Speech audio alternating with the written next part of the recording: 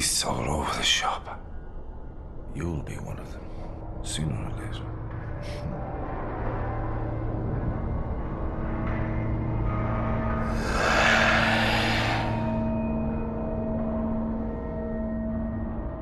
Hey, welcome back everyone to the by now fifth playtest of my Bloodborne tabletop RPG. Today our hunters, German, Eileen, Gascoigne and Brador face their second boss, which is Gascoigne, but evil, or beast-ish, I guess. Anyways, we'll get right into it. I just want to make a prediction first. I looked over the stat block I built for boss Gascoigne, and I'm pretty sure he's very cooked. I predict this fight will be pretty easy. But hey, we'll see. I rolled his initiative very well in preparation, but as always, I will be rolling the initiative for our characters live right now. First, German, of course, 7, so that's pretty bad. He doesn't have 9, 8, 7. He doesn't have endurance, so he will just take the 7. Oh, well, his endurance is 0. 5 for Eileen. She by now has 1 point in endurance, so we'll put her at initiative count 4. Gascoigne. Ooh, for him I need to check, which I should have prepared, but here we go. Where is his stat block? There it is. His endurance is +1. Neat. So he is put at 7 as well. And Brador, how about you? His endurance is 0, I believe. No, it's actually +1 too. And he rolled a 1, but he can't go lower than initiative 1, so there we go. Okay, enemy Gascoigne actually only has 0 endurance, so Brador will be the first to engage. Yeah, German in the last episode took quite a beating, so he is at permanent beasthood +3, which means he will take 3 additional damage every time he does take damage, and also deal 3 additional damage or 3 additional physical damage with every attack that does deal physical damage. Anyways, he needs to be protected, especially since he only has 10 HP. So yeah, Brador is gonna try and facilitate that by engaging Gascoigne as quickly as possible. 1, 2. He will simply move here. Which will put him back 2 on the timeline, since he moved 2 spaces. He, of course, currently wields his hunter pistol and the untransformed bloodletter. Good! Gascoigne, enemy Gascoigne, will be next in the turn order. And I believe, well, he is currently wielding his the hatchet form of his hunter axe. So let's see. He will just get a little closer to Brador, which puts it back 1 tick. Okay, so he can get an attack off, actually. Yeah, he will simply try to attack with his hunter axe. That is a D10 for the untransformed hunter axe. Whee! And that's an 8. +2, actually. Actually, enemy Gascoigne stats, at least in the human form, spoilers, are a little lower than our Gascoigne's attacks. Anyways, Brador wouldn't want to take 8 plus 2 minus 1, so 9 damage, so he will try to parry the attack. First of all, he needs to hit his gunshot, which he will. 3 plus 0, but Gascoigne has 2 blood defense, so the gunshot will only do 1 damage. And then he needs to roll a successful parry check, and the parry check for Gascoigne is only 11. So good chances. That's not enough, but he has advantage, so he can roll again. Oh, that's... well, it would be a crit, but not in this game. So he will actually parry Gascoigne, deal him 1 damage, and he also will get to execute a visceral attack. Let's see, that's a d12. Oh, that's an 8. Plus double his strength, which is only plus 1, I think. Double his strength or his skill. The highest is strength, so plus 2. So a total of 11 damage. 1 from his gunshot and 10 from his visceral. Ooh, did I classify it? Pretty sure I just called it unpreventable. Well, let's assume it is unpreventable damage and not affected by Gascoigne's armor. So 1 plus 10 is 11. You can see Gascoigne has 115 damage in total, so he will be left with 104. Well done, Brador. Now, Gascoigne attacked with his Hunter Axe, which will put him back 5 ticks. 1, 2, 3, 4, 5. And he was parried, which staggers him, which will put him back another 5. Wait. Oh yeah, he was at 2. Okay, yeah. 1, 2, 3, 4, 5. I thought he attacked at his initiative count 1 for a second. Nice! Strong showing from Brador here, but of course his parrying puts him back 3. 1, 2. Okay. Well, Eileen's next. What will Eileen do? Eileen basically only has 1 move. 1, 2, 3. I think she will actually move here. Eileen basically only has 1 move, which is using her transformed Blade of Mercy to stab and slash away at any enemy she can find.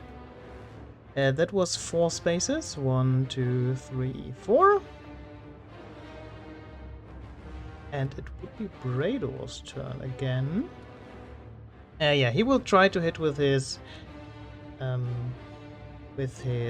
untransformed Bloodletter, which is a d6 roll. Ah, well, that's enough to hit at least. So that's 2 plus 1, so 3 points of damage, in this case blunt, but Gascoigne has a 1 blunt defense, so it's only 2. Leaves him with 102 HP. 1, 2, 3, 4, 5. Good. And that leaves our 2 remaining hunters.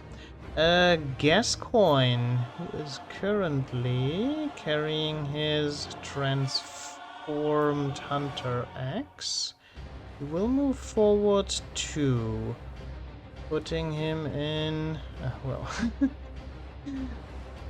putting him in 5, 10. Okay, in 10 feet range of the enemy Gascoigne. 1, 2... And Gurman will wield his scythe.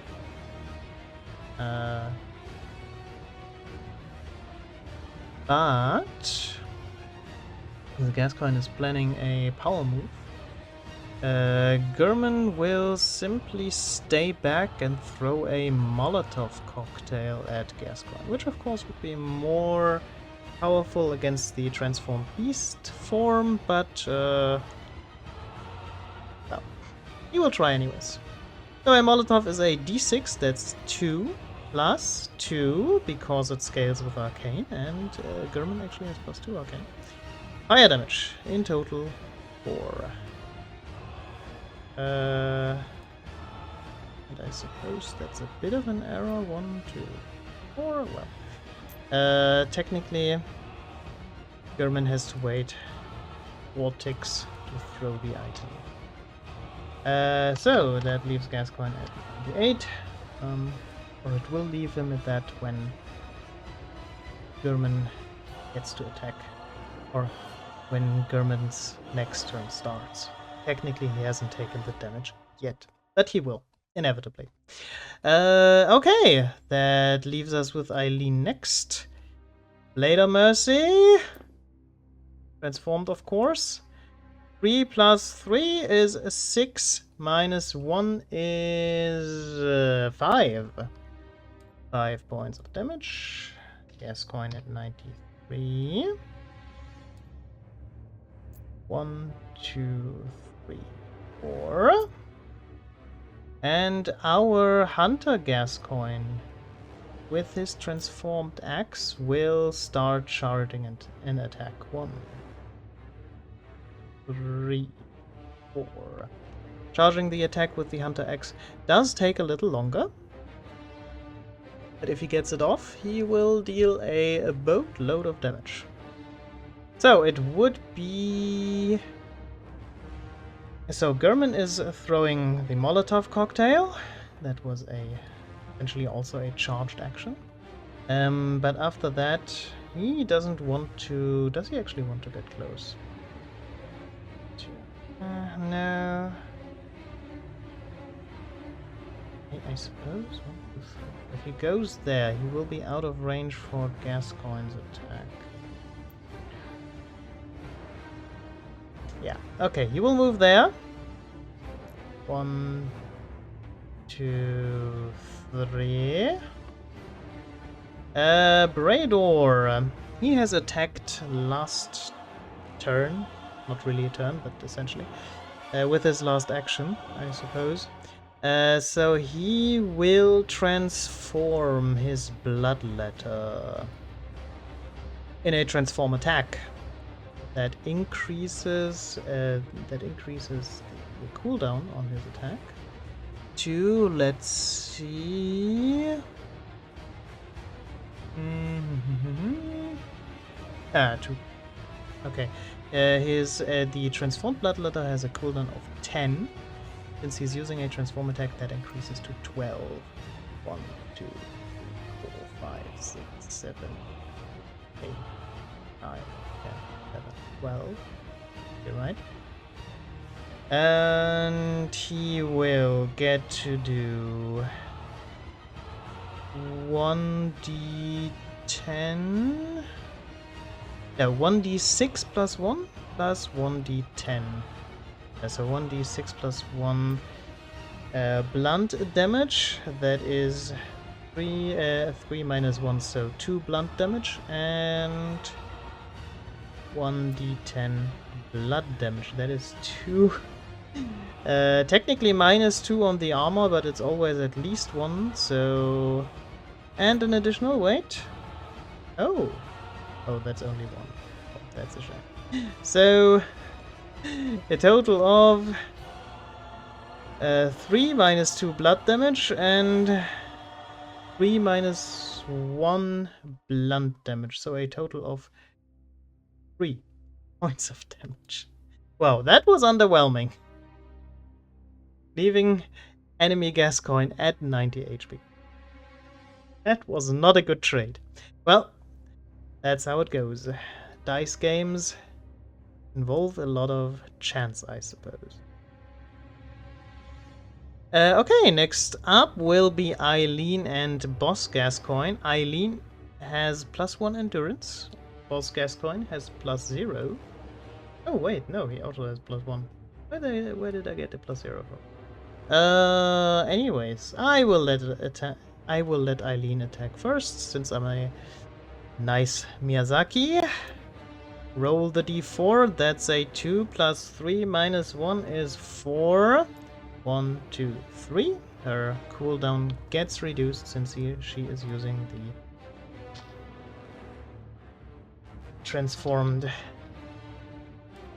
Blade of Mercy. And then Gascoigne will get to attack next. Actually, since our Gascoigne is attacking right now, he will try to blunderbuss him.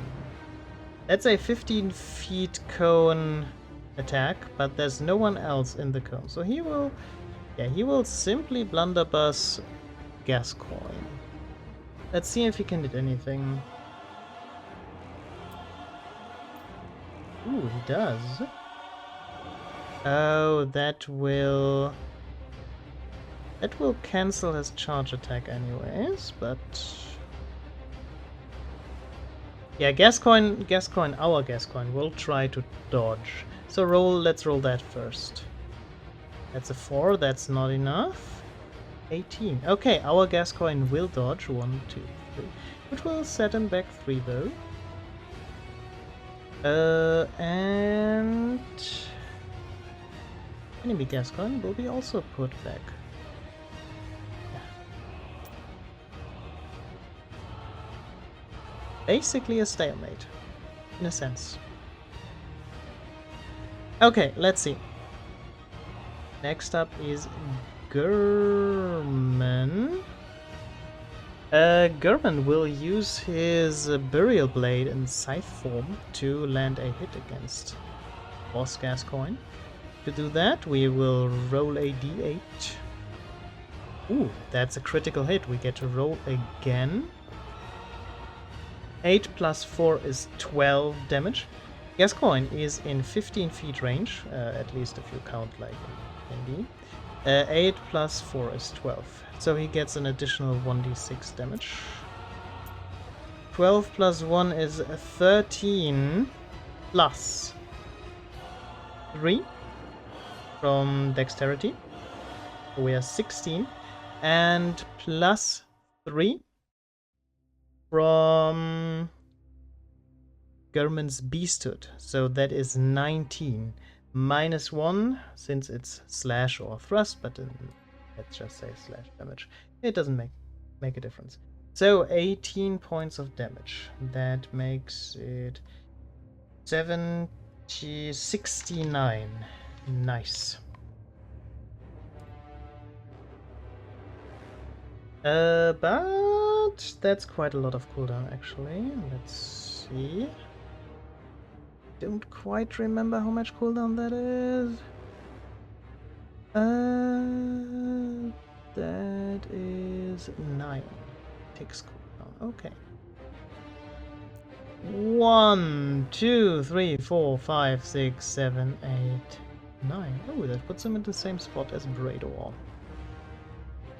Well, Eileen and Gascoigne will be next, so now Gascoigne is on top. Let's allow him to attack first.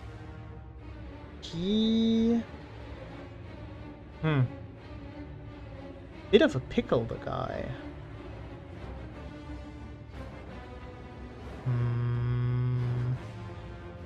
He will not be able to avoid Gascoigne's attack.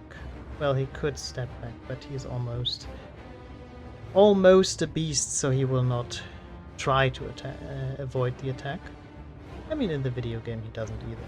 So he will simply stay. He could get closer to Gascoigne. But that wouldn't really help him. He will simply stay here and I guess try to hit Eileen with his hatchet. Could of course let him step back to avoid a massive chunk of damage. Honestly, that would be the smarter move. Kinda sucks for Gascoigne, our Gascoigne, but I suppose let's play him quite smart. He is, after all, still kind of human right now. So, putting him back 1 tick.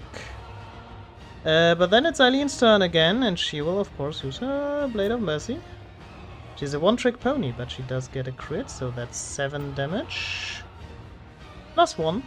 That's 8. Minus 1 is still 7. 62 for Gascoigne. 1, 2 ticks.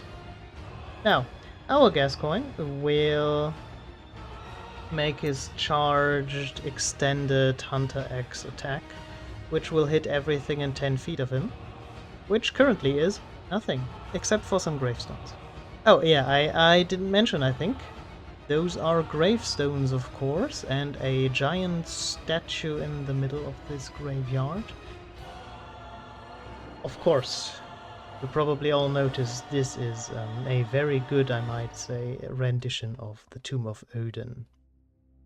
I kind of feel like I didn't need to go all out with the assortment of assets. With building a battlefield, I have a feeling we won't be running around that much. Oh well. I kind of wanted a gravelly background as well, but that looked absolutely terrible, so I kept the kind of red carpeted table. I suppose it's similar to what you would encounter in a real tabletop setting. Okay. So much for that. Let's get back to the game and leave the tangents aside. So, Gascoigne's attack whiffs. He doesn't hit anything, but he still gets the 20 ticks cooldown, because if he had hit the attack, he would have dealt massive amounts of damage. Too bad. Boss Gascoigne. What is Boss Gascoigne gonna do? Eileen has pretty low HP. Then again, he could...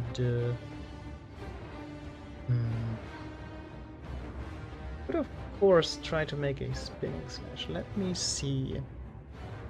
Those two are quite far away. We would need 2 ticks to transform. Put him here, and he would have to charge for 5 ticks. That's too slow. No, he will simply try to hit Eileen and hope to land a very good hit. Let's see. Ooh, that's a 7. If he were to land the hit, that's a 9.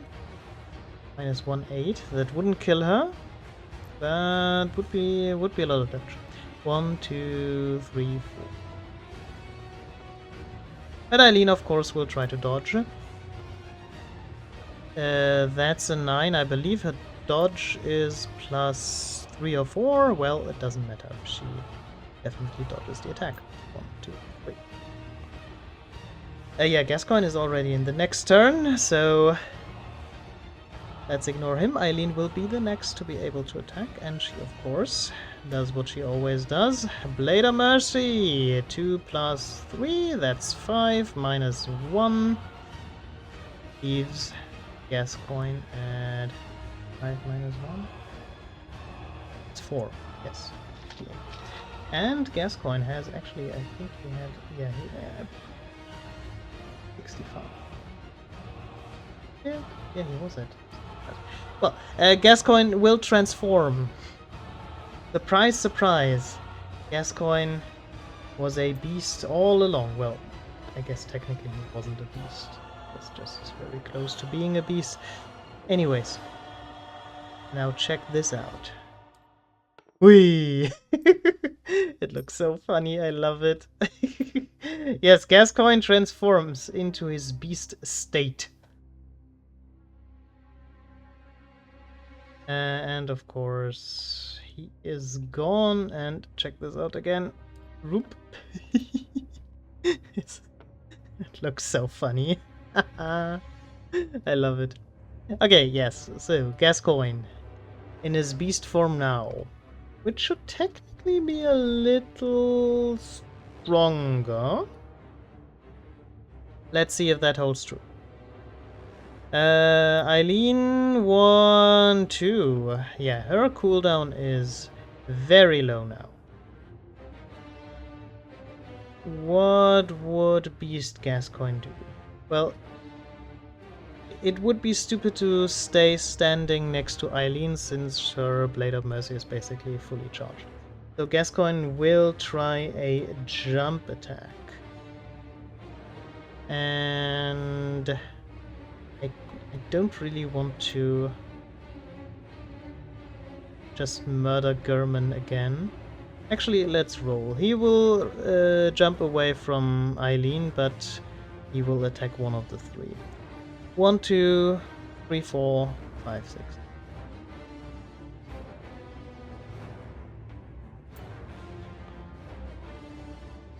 That's Brador, I think. So he will jump here. Well, actually, that's a perfect position, I guess. And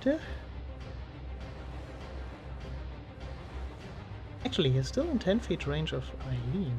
He can attack Eileen from that with that jump attack. Actually, his I didn't even notice. His attacks all have 10 feet range. Yeah, he will try to kill Eileen. She deals a lot of damage. Jump attack. Ooh, that's actually a 1d10 damage. Can Gascoigne attack targets in 10 feet range? I feel like he can't really.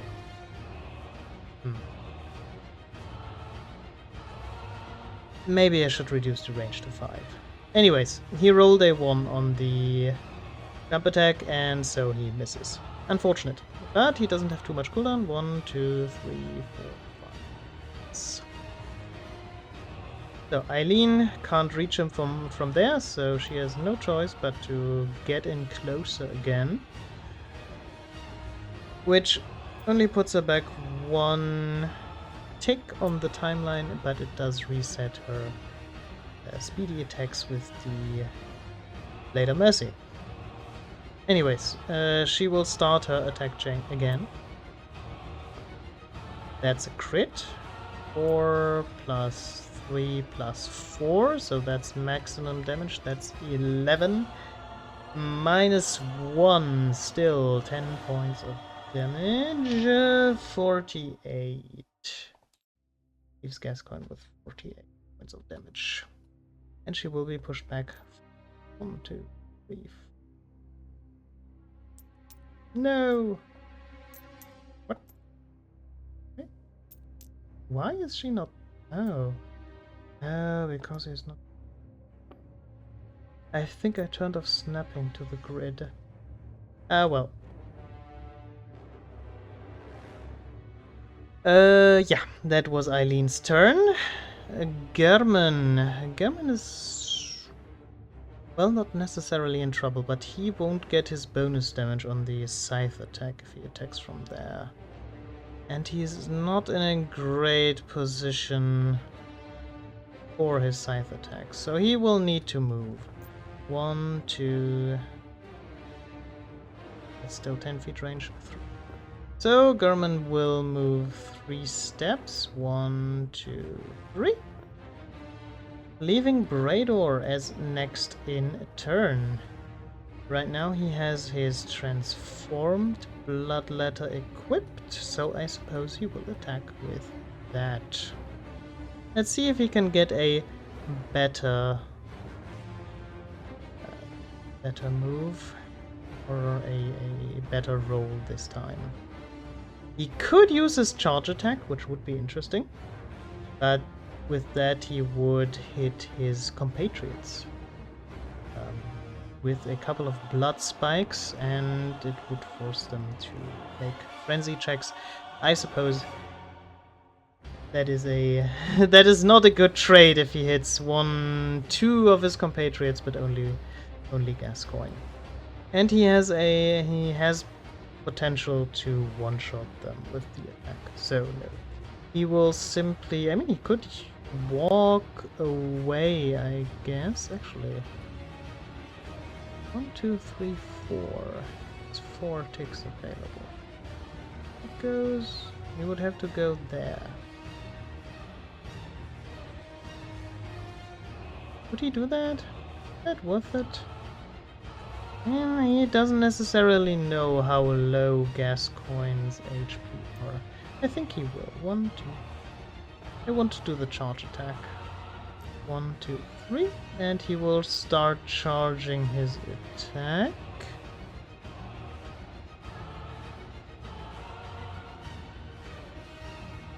I kind of feel like I would have given the charge attack 4 ticks to charge. But it doesn't show up in my notes. So I will just assume he only gets 2 ticks to charge. 1, 2. Actually, maybe I will reduce all the charge times for also the special charge attacks to 2. I think I will do that. Well, except for enemies, of course. But it feels kind of unsatisfying to have like the massive 4-tick charge for like the Hunter Axe. Yeah, I think I will just put all charged attacks to 2 ticks. Well, that's what you do playtesting for, right? Gurman's turn. Gurman will use his Burial Blade, and there is 5, 10, 15. There is Gascoigne at 15 feet range, so what will he do? Let's see, does he hit the attack? Oh, he does. Not very convincingly, but he does. So 1d8, so that's 2, plus 1d6. Ooh, that's 6, and he gets to roll that die again. 4, so 10, 12, plus 3 dexterity, plus 3 beasthood. So 12 plus 6 is 18, minus 1 is 17. Leaves him at 31 HP. Nice hit, Gurman. Doing great today, actually. 1, 2, 3, 4, 5, 6, 7, 8, 9. Leaves Eileen and Gascoigne. I kind of want Gascoigne to get some moves in before it's too late, basically. He could attack Brador, actually. Trying to... yeah, he should attack Brador. It would cancel his charge attack. So let's see. Then again... Brador's charge attack would deal a lot of damage. But he kinda also needs to kill Eileen. But I think both of them... yeah, both of them should have their dodges back.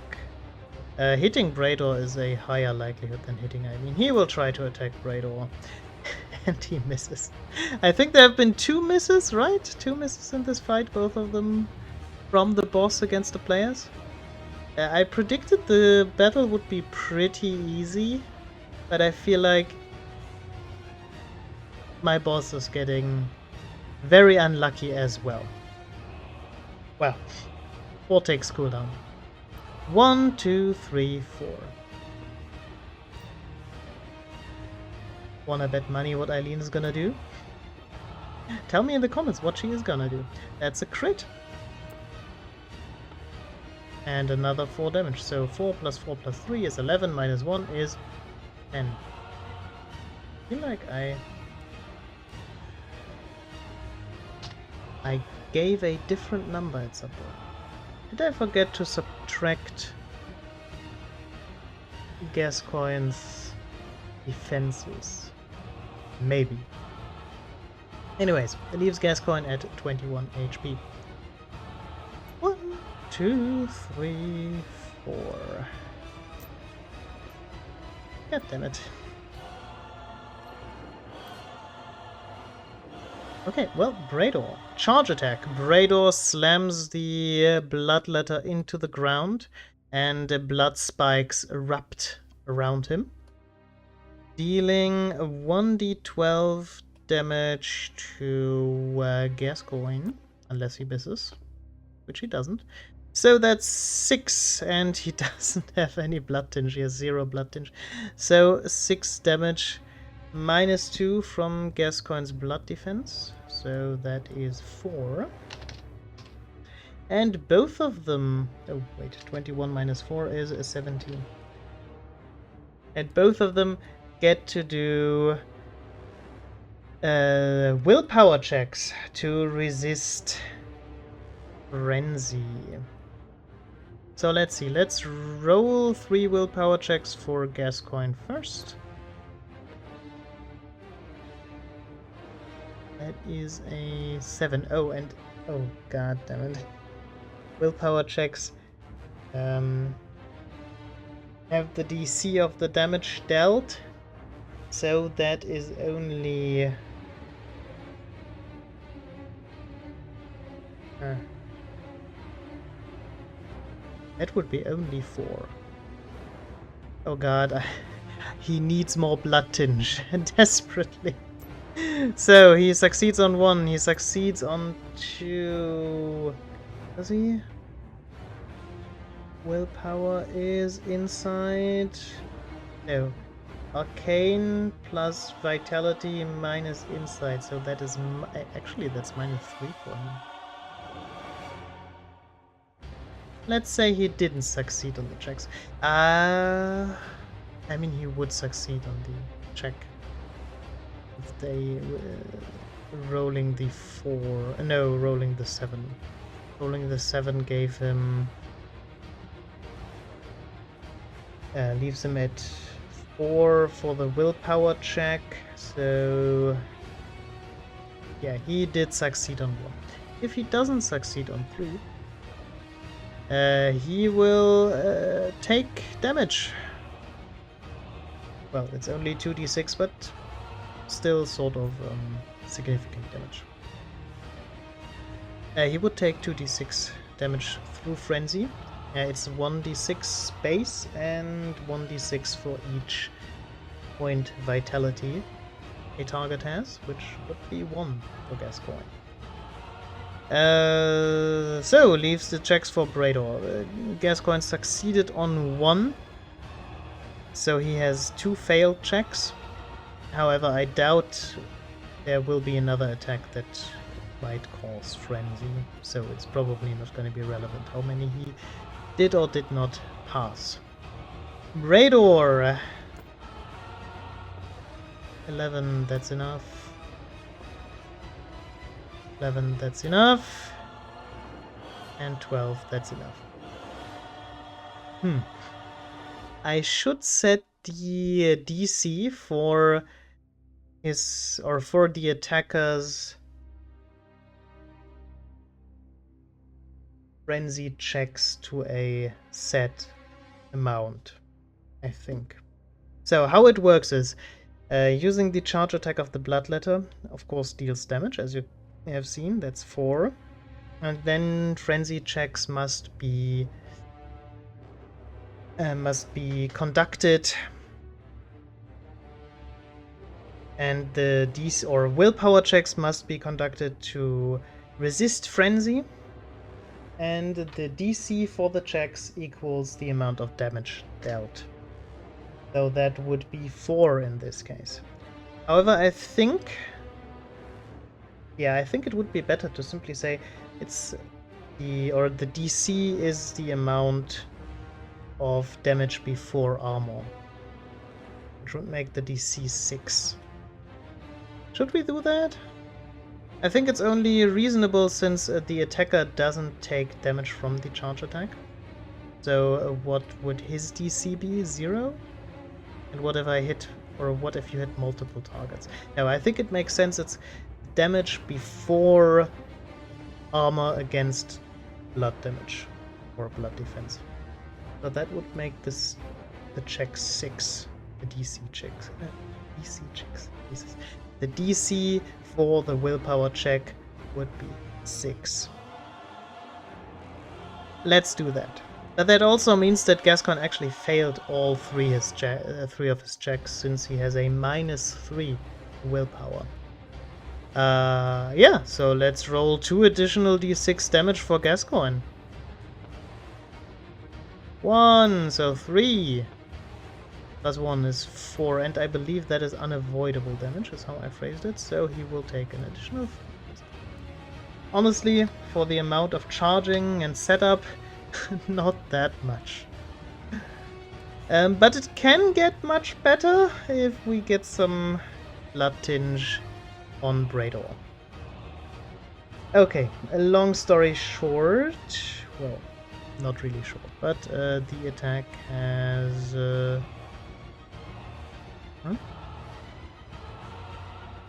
I didn't mark down how much cooldown the attack has. Let's assume it has the base cooldown for the weapon, which is 10. 1, 2, 3, 4, 5, 6, 7, 9. I will check that later, but let's be honest, Gascoigne is not gonna be alive at that point anyways. So let's let him get off another attack before he bites the dust. Let's say he attacks... Oh, wait, actually. No, Brador had to dodge, right? Well, let's try attack Brador. No, they didn't have to attack because he missed. So that's 3 plus... 2 plus 3. 5. Brador is going to try to dodge, which he is not actually good at. Yeah, dodge plus 1, but he rolled a 15, that's a 16, that's enough. So 1, 2, 3. I believe he didn't move since his last attack. Eileen. Blade of Mercy. 4, that's a crit. Plus 1, that's 5, plus 3, minus 1 is 7. And she also has 3 X cooldown. 7, leaving them at 6. So let's allow Gascoigne to attack once again. Actually, should he? He should technically use a jump attack, right? Will he one-shot Gurman? I kinda feel bad jumping at Gurman, but I think it is the reasonable thing to do. It's so unfortunate. Well, jump attack. 4. That would hit. Gurman will of course try to dodge. Yeah, okay. Gurman dodges. Lucky for him. I think a Gurman for once will not die this combat or this encounter. That is a cooldown of 6 ticks. 1, 2, 3, 4, 5, 6. And then it will be Eileen's turn again. She has no choice but to turn around. Yeah, he should take up 4 space. He has no choice but to turn around. Well, how much HP does he have left? 6. Let's see. If Gurman hits an attack, he will finish off Gascoigne. So let's let Gurman the honors. That's a 6 plus 6. He doesn't get the bonus d6 since Gascoigne is too close to him. But the 6 on the weapon attack plus 3 from his beasthood plus 3 from his skill will be enough to kill Gascoigne. That's so funny. I love that. And that's it! Our hunters beat their second boss. And as predicted, it was very simple. I mean, we were at no point there was a question if we were going to lose. Of course, there's always the possibility, actually. Did they even? No, none of them lost HP. Okay, wow. That felt too easy. I think I'll make some changes to that. Well, the first change will be, I think I will set the charge attacks, at least for the hunters, to 2, all of them, or at least the charging time, at least. Yeah, I mean, not every boss needs to be super difficult, but that felt too easy. I think I will simply give him, I think I will simply give his attacks or his swipe attacks at least, an additional d6 in terms of damage. Maybe I will reduce, yeah, I think I will give him a feature that he can freely swap between transformed and untransformed Hunter X. So he doesn't need 2 ticks to transform as hunters would usually do. So I can, well, basically he can freely switch between which moveset to use.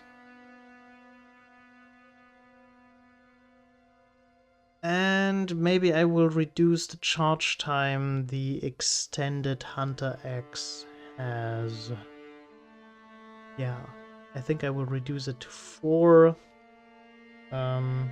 but giving that normal charge time of 2 ticks or no ticks of charging at all would be too powerful, I think, because that's an attack that deals 2d12 plus 4 damage. That's too much. I mean, that can easily one-shot a character, unless they dodge, of course. Maybe I will increase the DC for dodging Gascoigne's attack, maybe to 13 or something. Yeah, I think that's reasonable. He definitely needs a buff. Anyways, thank you for watching. Thank you so much. Let me know. Would you want me to make a video on fighting the updated Gascoigne?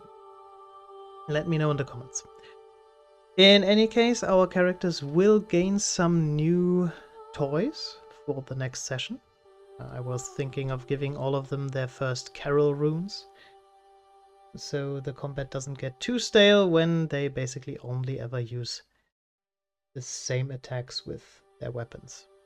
Oh yeah, and they will also gain another level up since they beat a boss. They will always gain a level up once they beat a boss. Also for the coming episodes in this playtesting series. So, stay tuned for buffed characters next time, and let me know if you think I should redo the battle, but with a juiced up and power level increased Gascoigne. Until then, see ya! And don't forget to subscribe and like and leave comments and all the YouTube stuff and hype however that works. Yeah, you know what to do. You've heard it a million times. See ya!